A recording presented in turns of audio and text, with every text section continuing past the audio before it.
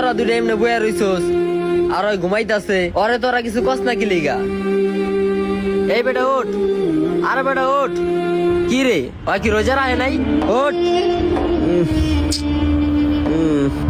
ওঠ, আরে বেটা ওঠ। এই বেটা কি লাগাই দিছস? রোজা মোজা রাখছি। রোজা রাখছিস ভালো কথা, তুই তাহলে এমনি ঘুমাইতেছিস কি লিগা? তুই জিকির করবি, বাইরে যাবি, মানুষ করে দিনের দাওয়াত দিবি। এখন যদি উঠি তাহলে খিদা লেগে যাবো গা। একবারে ইফতারের সময় উঠুম, তারপরে ইফতার করে বাইরাম, আর নাইলে রোজাটা রাখতে পারুম না। এখন যদি ভাইরাস তাহলে রোজা ভেঙে যাবো গা। আচ্ছা, তুই রোজা রাখছিস কি কারণে? আল্লাহরে সন্তুষ্ট করার জন্য। আর এই রমজান মাসটা আইছে কি কারণে? রোজা রাখার কারণে। আরে বেটা, রোজা রাখার মানে হইছে আত্মত্যাগ, নিজের যত বাজে অভ্যাস আছে সবগুলা পরিবর্তন করার মাস।